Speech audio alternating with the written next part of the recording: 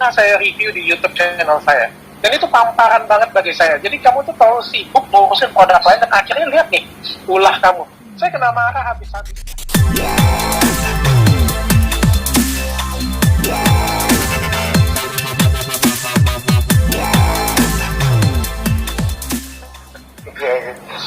Ini yang lain gimana?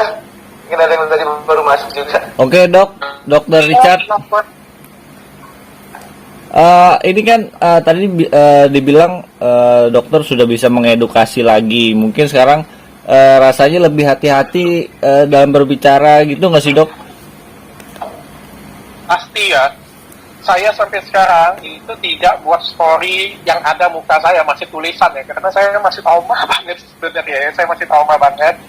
Saya nggak tahu, tapi saya jelas ini kan jadinya saya hati-hati sekali untuk bikin tulisan, untuk berbicara ya. Masih belum percaya diri juga. Saya pikir saya juga butuh waktu, tapi jalan hidup saya adalah mengedukasi masyarakat.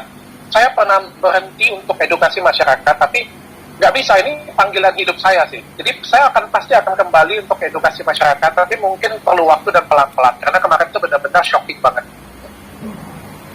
Kondisi istri saat ini gimana sih dok? Kemarin kan sempat saat waktu itu pas dokter Richard saat penjemputan paksa kan, ini kan bisa dibilang histeris banget lah ya. Sekarang kondisi istri seperti apa gitu dokter? Mas, siapa yang nggak histeris kalau seperti itu ya? Saya juga kalau misalnya keluarga saya seperti itu kan, saya juga pasti histeris banget. Istri saya sekarang sudah lega banget, sudah bahagia banget, sudah bisa kumpul sama-sama lagi. Tapi istri saya jadi cemas terus nih, dia telepon saya terus. Hati-hati ya kalau ngomong, hati-hati ya kalau edukasi. Dia bilang, sampai dia bilang kemarin, dia marahin saya kemarin habis-habisan. Dia bilang, kamu tuh terlalu banyak ngurusin orang lain. Maksudnya orang lain itu nge-review produk orang, nge-review ini, kayak gitu punya. Kenapa sih kamu nggak bisa fokus ke produk kamu aja, jualan produk kamu aja? Dia bilang kan, kenapa sih? Saya bilang, ini panggilan hidup saya diomelin habis-habisan, sumpah beneran. Saya tuh dibilangin, kamu tuh nggak pernah review produk kamu sendiri loh. Bahkan produk kamu sendiri itu, ada salah satu produk saya itu nggak pernah saya review di YouTube channel saya. Dan itu pamparan banget bagi saya. Jadi kamu tuh terlalu sibuk ngurusin produk lain dan akhirnya lihat nih, ulah kamu. Saya kena marah habis-habisan. Dan akhirnya saya pikir, ya tapi memang jalan hidup saya seperti ini, susah saya ngomongnya. Ini panggilan hidup ya. Jadi saya mungkin perlu waktu, saya tata kembali edukasi saya tata kembali diri saya dulu. Dok, komentar teman-teman, keluarga yang lain selain istri, itu gimana dok? Hasil mengiranya dokter tersangka atau gimana? Anggapannya luar biasa banget. Mereka kasih support saya yang luar biasa banget. Dari yang kenal deket, kenal aja, sampai yang nggak kenal, semuanya itu kasih support yang luar biasa. Saya ngerasa benar-benar saya itu disayang banget ya. Saya itu ngerasa apa yang saya dulu, saya merasa saya melakukan edukasi, nggak didengar orang. Ternyata mereka mendengarkan semua edukasi dari saya. Dan sedikit banyak dunia kosmetik, dunia estetik itu berubah, benar-benar berubah. Yang dari dulunya itu kiblatnya ke abal-abal, sekarang tuh kiblatnya benar-benar ke aman. Saya tuh merubah sesuatu sistem di dunia kosmetik Indonesia. Nah memang ini kan tidak gampang ya, tapi ternyata ini didengar oleh masyarakat Indonesia dan mereka menghargai usaha saya. Gimana? Dok, dengan kejadian ini, apa hikmah di balik ini semua, dok? Mungkin akan mikir ulang lagi untuk menggunakan artis untuk mempromosikan produk tersebut, atau gimana dok ke depannya?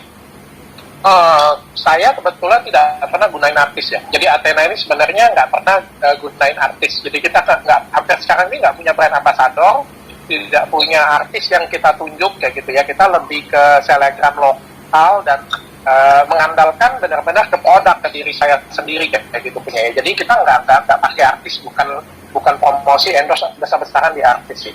Dan saya juga sebenarnya tidak pengen bermasalah dengan artis manapun, tapi tidak ada yang salah dari ucapan saya bahwa setiap artis, setiap selebgram itu memang kalau mau mempromosikan sesuatu memang harus teliti dan benar-benar melihat apakah produk itu benar-benar BPOM atau pura-pura BPOM atau nebeng BPOM. Tidak ada yang salah dari kalimat saya itu. Cuma mungkin jangan baper, karena saya itu tidak menyerang, tapi itu edukasi. Oh, artinya produk tersebut tidak ada edukasi dan jujur apa aja gitu. Sorry? Artinya produk yang dokter komen itu tidak ada BPOM-nya atau gimana, dok? Semua review saya yang ada di YouTube channel saya, semuanya berdasarkan hasil lab. Itu saja yang bisa saya sampaikan. Silakan publik yang menilai. Kalau publik melihat sudah ada isinya merkuri atau sudah ada isinya hidroquinone masih mau pakai, ya silakan. Saya cuma bisa edukasi saja dan saya cuma bisa kasih tahu bahwa isinya itu adalah ini dan bahayanya itu adalah ini. Seperti itu aja. Oke, baik, gimana? Mungkin kalian melihat gimana perjuangan istri kemarin apa untuk bisa membebaskan dokter dan akhirnya apa dapat komen, dapat dukungan untuk petisi apa memboikot Karput. Melihat perjuangan istri akhirnya berhasil apa membuat dokter akhirnya bebas dari jeratan hukum, gimana melihat perjuangan istri itu? Wah, saya nangis banget. Saya saya terharu banget. Istri saya luar biasa banget. Jadi, tapi yang diperjuangkan istri saya itu sebenarnya keadilan untuk saya, membebaskan saya, bukan memboikot Kartika Putri. Yang diperjuangkan itu adalah fokusnya ke saya. Berarti benar-benar apa? Cinta tulus seorang istri terhadap dokter ya? Oh iya, pastinya lah. Demi untuk Pastinya lah. Pastinya seperti itu.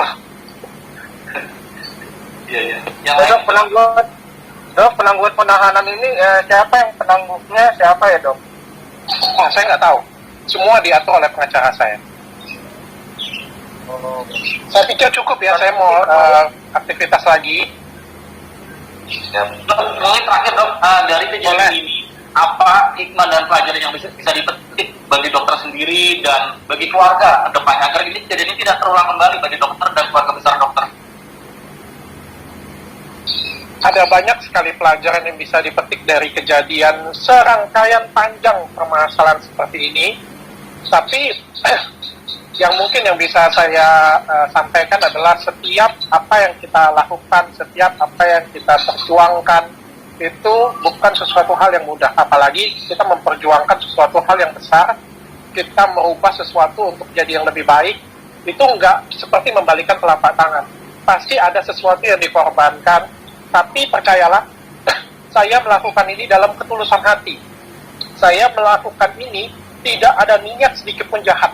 Kalau ada yang tanya dengan saya, dok, kenapa kamu bisa jadi seperti sekarang? Karena sedikit pun dalam hati saya tidak ingin menjahatin orang, saya tidak ingin mencelakakan orang.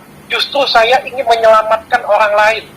Ya, balik lagi tergantung persepsi orang itu melihatnya bagaimana. Ketika saya bilang ini berbahaya, maka tujuan saya itu bukan pengen jatuhkan itu, tapi saya pengen orang lain itu tahu bahwa ini berbahaya dan tidak pakai. Jadi tujuan saya menyelamatkan.